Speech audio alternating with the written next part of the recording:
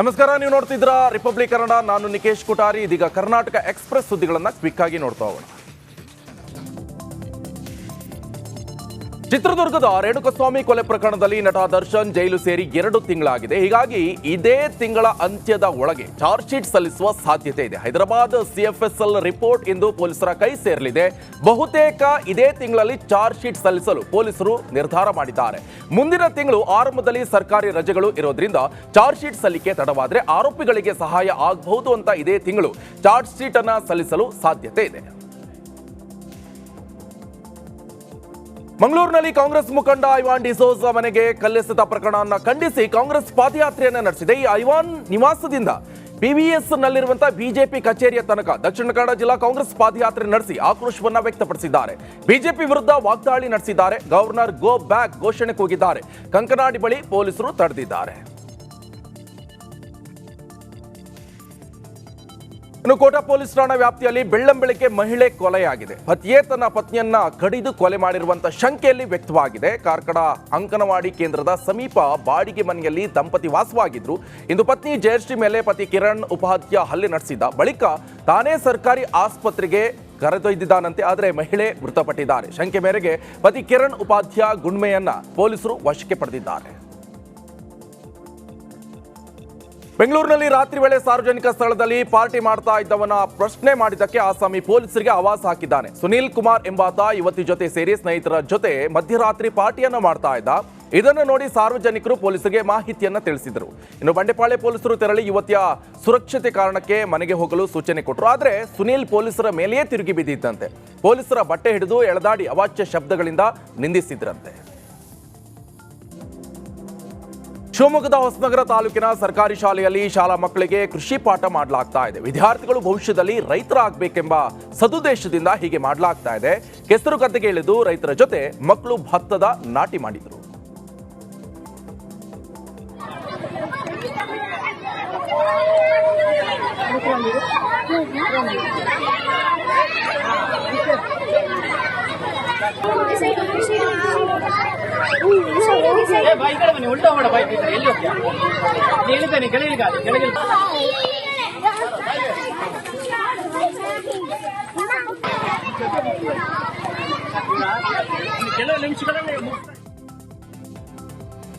ಅಗ್ನಿಪಥ್ ಸೇನಾ ನೇಮಕಾತಿ ರ್ಯಾಲಿಗೆ ಸಂಸದ ರಾಘವೇಂದ್ರ ಚಾಲನೆ ಕೊಟ್ಟಿದ್ದಾರೆ. ಶಿವಮೊಗ್ಗ ನೆಹರು ಕ್ರೀಡಾಂಗಣದಲ್ಲಿ ಸೇನಾ ರ್ಯಾಲಿ ನಡೆದಿದೆ. ರಾಜ್ಯದ 11 ಜಿಲ್ಲೆಯ ಯುವಕರು ಕೇಂದ್ರದ ಅಗ್ನಿಪಥ್ ಯೋಜನೆಯಡಿ ಸೇನಾ ರ್ಯಾಲಿಯನ್ನ ನಡೆಸಿದ್ದಾರೆ. ಸಂಸದ ಡಾಕ್ಟರ್ ಸಿಎನ್ ಮಂಜುನಾಥ್ ಮತ್ತೊಮ್ಮೆ ಯಶಸ್ವಿ ಶಸ್ತ್ರಚಿಕಿತ್ಸೆಯನ್ನ ಮಾಡಿದ್ದಾರೆ. ರಾಯಚೂರು ಮೂಲದ 54 ವರ್ಷದ ವಯಸ್ಸಿನ ರೋಗಿಗೆ 90% ಬ್ಲಾಕೇಜ್ ಆಗಿತ್ತು. ಅವರಿಗೆ ಸ್ಟಂಟ್ ಅಳವಡಿಕೆ ಮಾಡಿದ್ದಾರೆ. ಮೂತ್ರಪಿಂಡ ವೈಫಲ್ಯ ಹಾಗೂ 90% ಬ್ಲಾಕೇಜ್ ಸಮಸ್ಯೆ ಆಗಿತ್ತು. ಇವರಿಗೆ ಯಶಸ್ವಿ ಶಸ್ತ್ರಚಿಕಿತ್ಸೆ ಮಾಡುವ ಮೂಲಕ ಮರುಜೀವ ನೀಡಿದ್ದಾರೆ.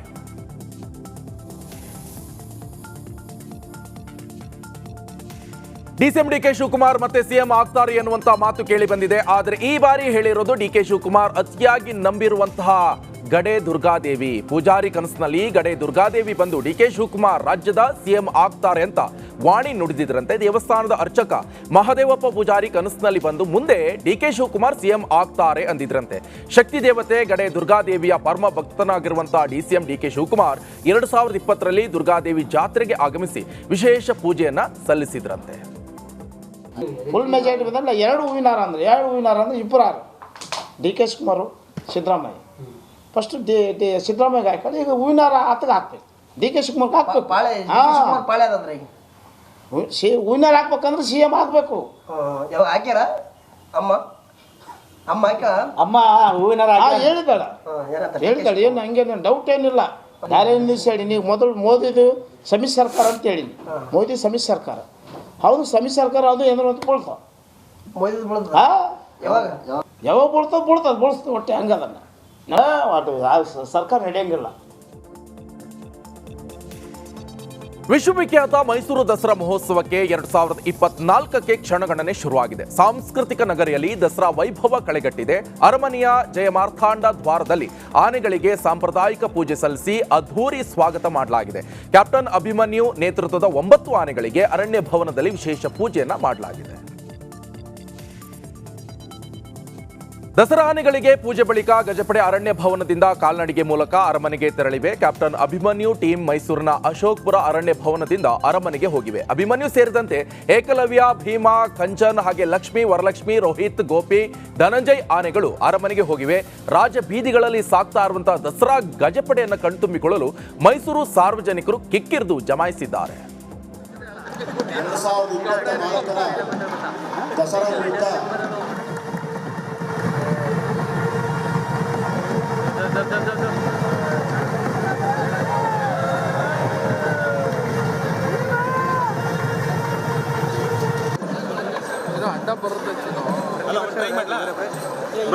ಬರುತ್ತೆ.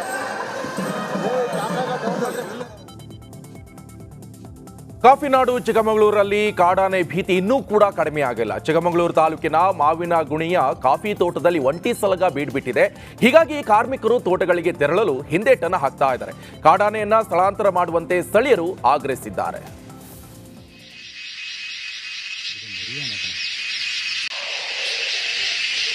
ಅಲ್ಲಿ ಬೈಕ್ ಮೇಲೆ ಬಂದವರಿಗೆ ಎಂತ ಮಾಡೋದು?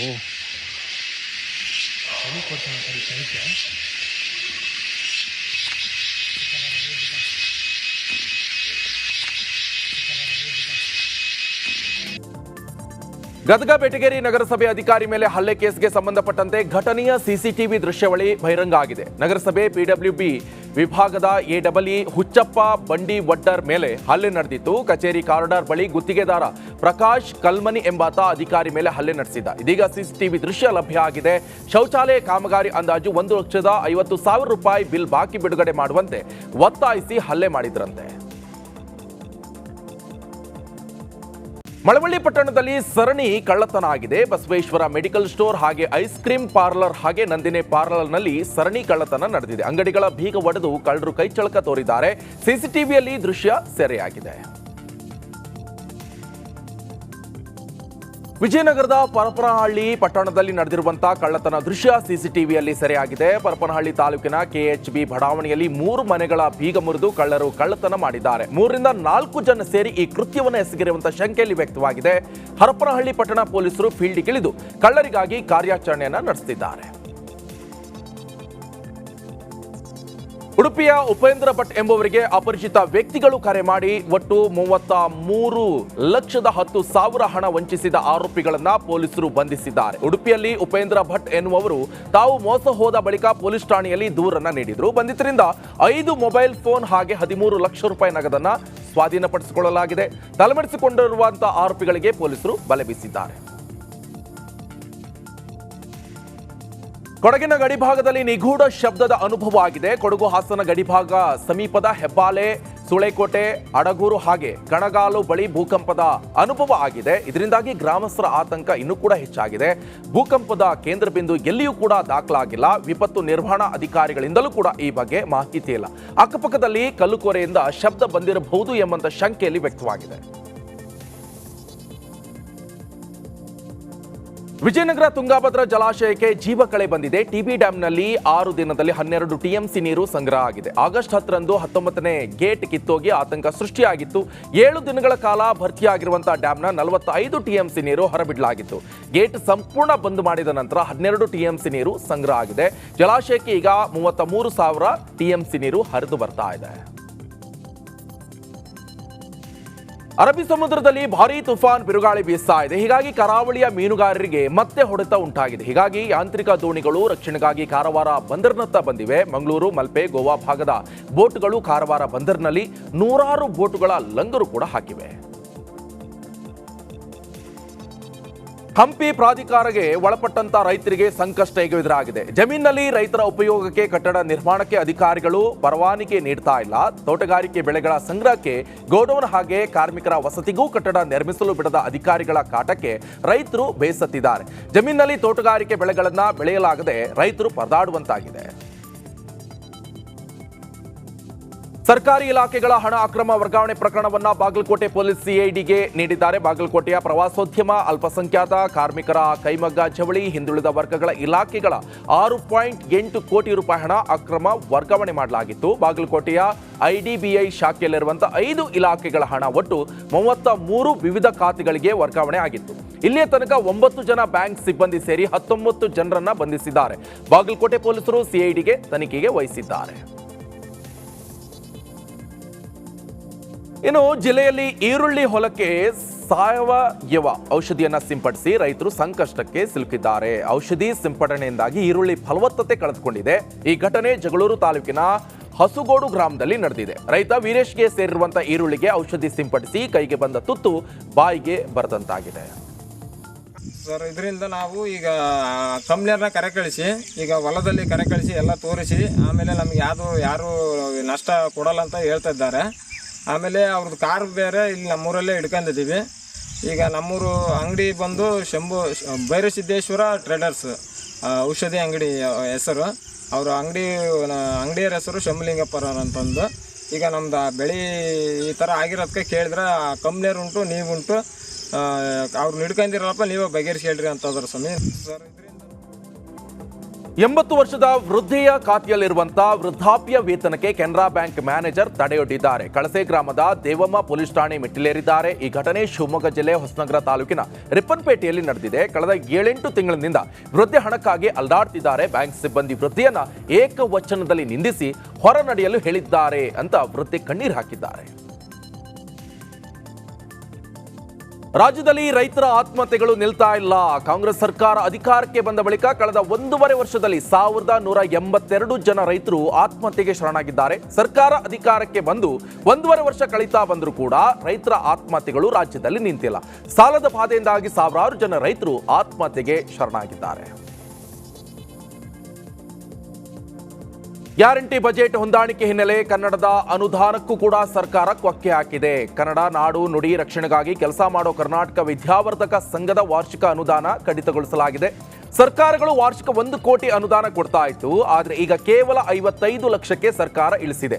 ಇದರಿಂದಾಗಿ ಕನ್ನಡದ ಕೆಲಸ ಮಾಡೋದಕ್ಕೆ ಹಣ ಇಲ್ಲದೆ ವಿದ್ಯಾವರ್ಧಕರ ಸಂಘ ಪರದಾಡುವಂತ ಸ್ಥಿತಿಗೆ ಬಂದಿದೆ. ಜನಪ್ರತಿನಿಧಿಗಳ ಮೇಲೂ ಕೂಡ ವಿದ್ಯಾವರ್ಧಕ ಸಂಘದ ಆಕ್ರೋಶ ವ್ಯಕ್ತಪಡಿಸಿದೆ. 9ನೇ ಮಹಾಮೇಳವನ್ನ ಆದ್ವಾನಿ ಒಳಗೆ ಮಾಡ್ಲಿಕ್ಕೆ ನಾವು ಹೊರಟಿದೀವಿ. ನಾವು ಕೇಳ್ಕೋತ ಬಂದಿದ್ದೆ ಸರ್ಕಾರಕ್ಕೆ. ಇದುವರೆಗೂ ಒಂದು ಪ್ರತ್ಯೇಕವಾಗಿ ಈ ಅನುದಾನವನ್ನ ಈ ಮಹಾಮೇಳಕ್ಕೆ ನೀಡಬೇಕು ಅಂತ ಕೇಳಿದಾಗೂ ಕೊಟ್ಟಿಲ್ಲ. 1 ಕೋಟಿ ರೂಪಾಯಿ ಕೊಡ್ತಿದ್ರು. ಈ ಸಲ ಅದರ ಅರ್ಧ 55 ಲಕ್ಷ ಅಷ್ಟೇ ಕೊಟ್ಟಿದ್ದಾರೆ. ಆ ನಿಟ್ಟಿನೊಳಗೆ ಸರ್ಕಾರ ಅನುದಾನ ನೀಡಬೇಕು ಅಂತ ನಾವು ಆಗ್ರಹಿಸ್ತಾ ಇದ್ದೇವೆ. ಚಿಕ್ಕೋಡಿಯಲ್ಲಿ ದೈವವಾಣಿ ಬಲದ ಪರಿಣಾಮ 2 ಗ್ರಾಮದ ಜನರು ಸಂಬಂಧವನ್ನ ಕಡಿತಗೊಳಿಸಿದ್ದಾರೆ. ದೈವವಾಣಿಗಳನ್ನ ಪಾಲಿಸಿಕೊಂಡು ದೈವವಾಣಿಯಂತೆ ಸಾವಿರಾರು ವರ್ಷಗಳಿಂದ ಆ 2 ಗ್ರಾಮಗಳಲ್ಲಿ ಜನರು ಸಂಬಂಧಗಳನ್ನ ಬೆಳೆಸದೆ ಗ್ರಾಮಗಳಿಗೆ ಭೇಟಿ ನೀಡದೇ ಇದ್ದಾರೆ. ಚಾಚು ತಪ್ಪದೆ ಪರಂಪರೆಯನ್ನ ಗ್ರಾಮಸ್ಥರು ಮುಂದುವರಿಸಿಕೊಂಡು ಬರ್ತಾ ಇರೋದು ಅಚ್ಚರಿಯ ಸಂಗತಿಯಾಗಿದೆ.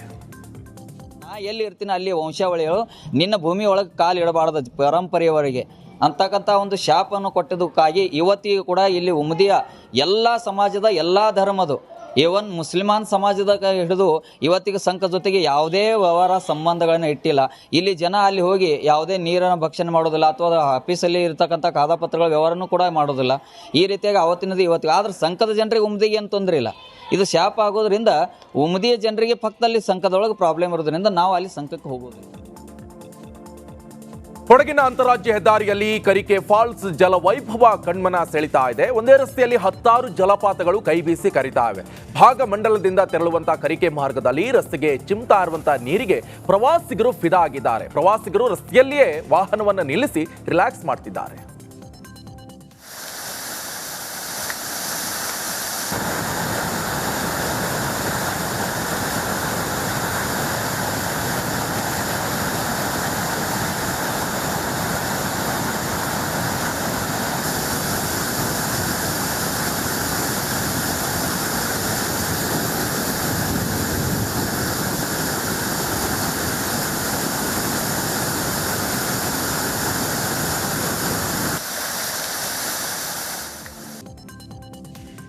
ಮೈಸೂರಿನ ಟಿ ನರಸೀಪುರದ ಬಳಿ ಇರುವಂತಹ ಫ್ರೆಂಡ್ಸ್ ಹೋಟೆಲ್ ಬಳಿ ಸ್ಫೋಟಕ ವಸ್ತುಗಳು ಪತ್ತೆಯಾಗಿದೆ. ದುಷ್ಕರ್ಮಿಗಳು ನೀಲಿ ಬಣ್ಣದ ಕವರ್ನಲ್ಲಿ ಸ್ಫೋಟಕ ವಸ್ತುವನ್ನು ಇಟ್ಟು ಹೋಗಿದ್ದಾರೆ.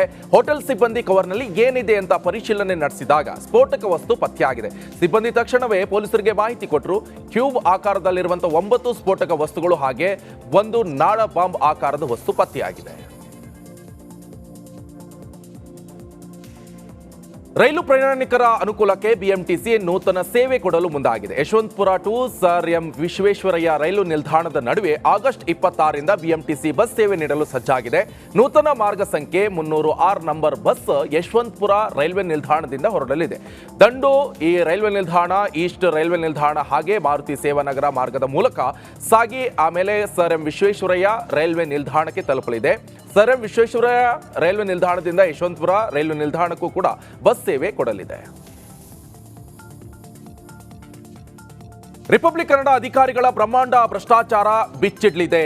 ಬಿಬಿಎಂಪಿ ಇಂಜಿನಿಯರ್ಗಳ ಬ್ರಹ್ಮಾಂಡ ಭ್ರಷ್ಟಾಚಾರದ ವರದಿ ಇದು. ಬಿಬಿಎಂಪಿಯಲ್ಲಿ ಇಂಜಿನಿಯರ್ಗಳು ಆಡಿದ್ದೇ ಆಟ, ಹಾಕಿದ್ದೇ ಬಿಲ್ ಎನ್ನುವಂತಾಗಿದೆ. ರಸ್ತೆ ದುರಸ್ತಿ, ಒಳಚರಂಡಿ ಕಾಮಗಾರಿ ಹೆಸರಿನಲ್ಲಿ ಎರಡೆರಡು ಬಿಲ್ ಅನ್ನ ಪಡೆದು ಸರ್ಕಾರಕ್ಕೆ ವಂಚನೆ ಮಾಡ್ತಾ ಇದ್ದಾರೆ. ಕಾಂಕ್ರೀಟ್ ರಸ್ತೆ ಹೆಸರಿನಲ್ಲಿ ಕೋಟಿ ರೂಪಾಯಿ ಗುಳುಂಸ್ವಾಹ ಮಾಡ್ತಿದ್ದಾರೆ.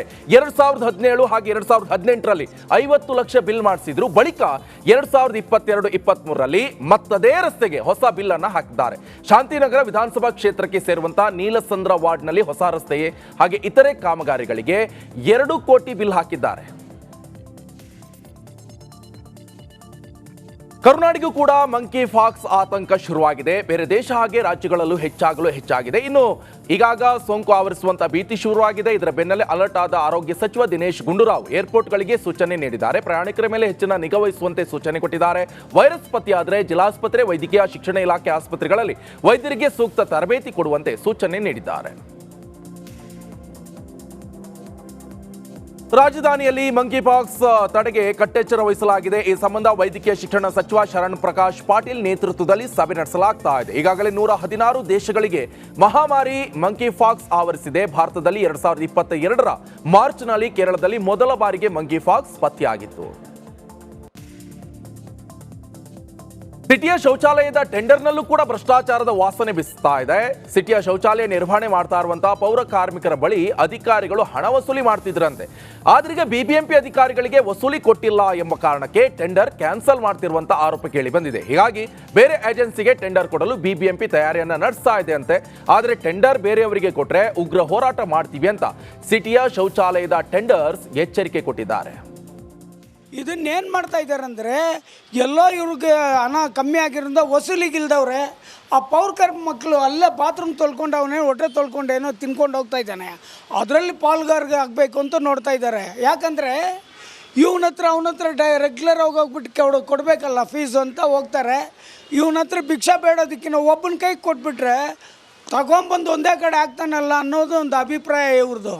ಈ ರೀತಿ ಏನಾದರೂ ಮಾಡಿದ್ರೆ, ಪೌರಕಾರನ ಟಚ್ ಮಾಡಿದ್ರೆ ನಾವಂತೂ ಸುಮ್ಮನೆ ಕೂತ್ಕೊಂಡಲ್ಲ. ಇದನ್ನೇನು ಮಾಡ್ತಾ ಇದ್ದಾರೆ? ಹಸಿರು ಮೆಟ್ರೋ ಮಾರ್ಗದ ಪ್ರಯಾಣಿಕರೇ ಸ್ವಲ್ಪ ಇತ್ತ ಕಡೆ ಗಮನಿಸಬೇಕಾಗಿದೆ. ಪೀಣ್ಯ ಇಂಡಸ್ಟ್ರಿ ಮೆಟ್ರೋ ನಿಲ್ದಾಣದಿಂದ ನಾಗಸಂದ್ರದ ತನಕ ಮೆಟ್ರೋ ಸೇವೆ ಸ್ಥಗಿತವಾಗಿದೆ. ಇಂದು ಹಸಿರು ಮಾರ್ಗದ 3 ಮೆಟ್ರೋ ನಿಲ್ದಾಣಗಳಿಗೆ ರೈಲು ಸಂಚಾರ ಸ್ಥಗಿತ ಆಗಿದೆ. ನಾಗಸಂದ್ರ ಟು ಮಾದವರ ವಿಸ್ತೃತ ಮಾರ್ಗದಲ್ಲಿ ಸಿಗ್ನಲಿಂಗ್ ಟೆಸ್ಟ್ ಹಿನ್ನೆಲೆಯಲ್ಲಿ ಹಸಿರು ಮಾರ್ಗದಲ್ಲಿ ಪೀಣ್ಯ ಇಂಡಸ್ಟ್ರಿ ನಿಲ್ದಾಣದ ತನಕ ಮಾತ್ರ ಈಗ ಮೆಟ್ರೋ ಸಂಚಾರ ಇರಲಿದೆ. ಆಗಸ್ಟ್ 23 ಮತ್ತು 30 ಹಾಗೆ ಸೆಪ್ಟೆಂಬರ್ 6 ಮತ್ತು 11ರಂದು ಇಡೀ ದಿನ ರೈಲು ಸಂಚಾರ ಸ್ಥಗಿತವಾಗಲಿದೆ.